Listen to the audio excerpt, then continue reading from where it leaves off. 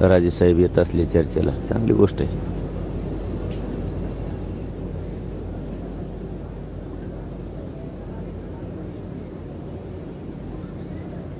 पाटील, मला सांगा, आता आजचा 6वा दिवस आहे उपोषणाचा, आणि सरकारचे जे मंत्री आहेत ते आज येणार आहे. सरकार कुठेतरी तुमच्या उपोषणाकडे दुर्लक्ष करते असं वाटतं का? माझ्याकडे करणार का दुर्लक्ष मुद्दा म्हणून? काही अडचण नाही मला. समाजाकडे दुर्लक्ष करू नये, कारण गोरगरीब करोडो मराठा एकत्र आहे. त्याची जाण आणि भान ठेवली तर बरं आहे. माझ्याकडे दुर्लक्ष केलेलं मला काय वाटत, पण माझ्या समाजाचा आरक्षणाचा मोठा प्रश्न आहे. त्याच्याकडे दुर्लक्ष केलं तर मराठी उद्या तुमच्यावर पुन्हा एकदा दुर्लक्ष करतील. प्रश्न असा आहे की काल तुम्ही असं म्हणाले होते की सरकार सकारात्मक आहे, देवेंद्र फडणवीस साहेब हे सकारात्मक आहे, चर्चा झाली पाहिजे आणि चर्चेनंतर हा प्रश्न सुटू शकतो किंवा तुमच्या उपोषणाच्या स्थगितीबाबत किंवा उपोषणाबाबत निर्णय होऊ शकतो. आता शंभूराज देसाई इथे येत आहेत. इथं चर्चा झाल्यानंतर तो तुमचा समाधानकारक तोडगा जर निघाला तर या आंदोलनाची दिशा बदलेल. नाही, ते आताच कसं सांगता येईल? चर्चाच काय नाही, आणखीन आलेच नाहीत. येणार कधी ते बघूयात ना आपण. काल येणार होते त्यांचे लोक, परवा येणार होते, त्याच्या अगोदरच्या दिवशी येणार होते. आल्याशिवाय काय खऱ्या गोष्टी असतात? बघूयात. येत आहेत राजेसाहेब तर बघू, चर्चा केल्यावर ठरवू, समाजाला विचारून काय विषय काय नाही. त्यांचा दौरा आलेला आहे, त्यांचा ते मुंबईहून इथपर्यंत सगळा पूर्ण दौरा आलेला आहे. आणि आता प्रश्न असा आहे की तुमच्याकडे बघा, या दौऱ्यामध्ये 12:30 अंतरवाली सराटीमध्ये येणार आहेत तुमच्याशी चर्चा करण्यासाठी.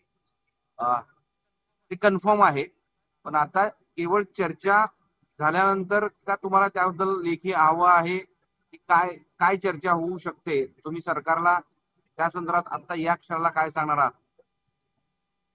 नाही, सरकारला मी रोजच सांगितलंय काय सांगायचे. आता बार बार का तेच सांगत बसू? एक तर माझ्या तोंडातून पोटातून आवाज निघत नाही. आता राजेसाहेब कशासाठी येले, भेटायला येले का चर्चा करायला येते, त्याच्यावर सुद्धा अवलंबून आहे. खूप काही किचकट गोष्टी आहेत. कशासाठी यायलेत, काय विषय, त्यामुळे मी आधीच कसं सांगू पुढची दिशा आंदोलनाची काय? पुढची दिशा मी उद्या 5 वाजता सांगेन, अशी जर टोलाटोली झाली तर.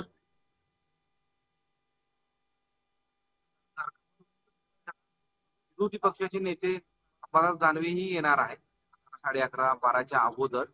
काल आणि यापूर्वी रात्री उशिरा सुद्धा खासदार येऊन गेले इथं. राष्ट्रवादी काँग्रेस शरद पवार गटाचे, शिवसेनेचे खासदार उद्धव ठाकरे गटाचे येऊन गेले. विरोधी पक्षातले खासदार आमदार तुम्हाला भेटतायत.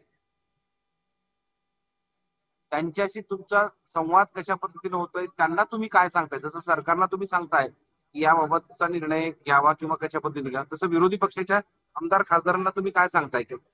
नाही, त्या मराठा म्हणून येत आहेत, सगळ्यात महत्वाची पहिली गोष्ट म्हणजे.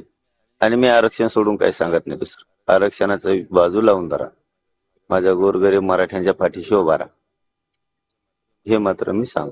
कारण माझा जीव सगळा माझ्या मराठा समाजात, माझा जीव माझ्या समाजात गुंतलेला आहे पूर्ण.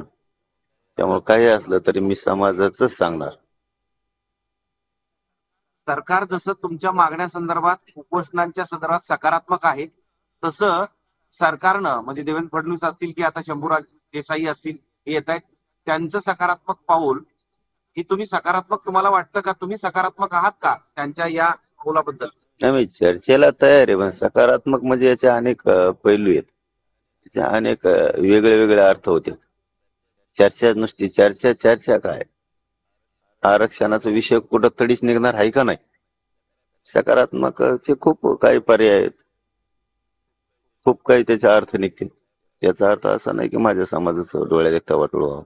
आरक्षणाचा विषय काय हे महत्वाचं आहे, त्याला सकारात्मक म्हणून बघूयात ना, आल्यावर चर्चा लक्षात येईल नेमकं काय विषय.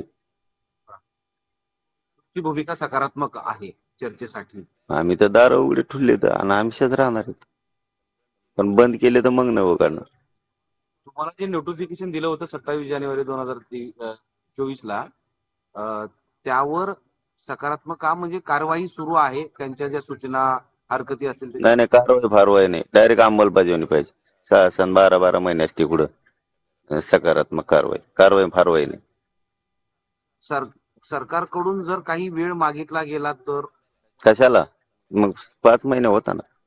पण बघूयात ना काय म्हणणं आहे हे तर कळलं ना. राजेसाहेब आल्याच्या नंतर लक्षात येईल काय नेमका विषय काय. विषयच माहित नाही तर आधीच बोलून काय करावं.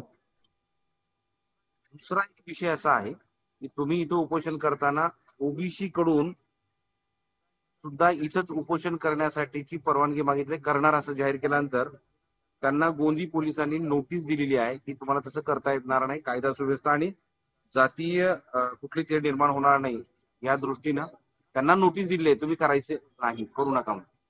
नाही नाही त्या विषयात मला काय नाही बोलायचं. असे किती काही येते तर किती का जाते तर.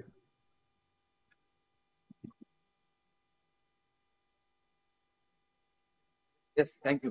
धन्यवाद. तर फक्त चर्चा करून काय उपयोग, विषय तडीस सुद्धा निघाला पाहिजे आणि हा विषय तडीस निघणार की नाही असं जरांगे पाटलांनी म्हटलेलं आहे. त्यांच्या उपोषणाचा आजचा 6वा दिवस आहे आणि उद्या संध्याकाळी 5 वाजता आंदोलनाची पुढची दिशा आपण ठरवणार असं सुद्धा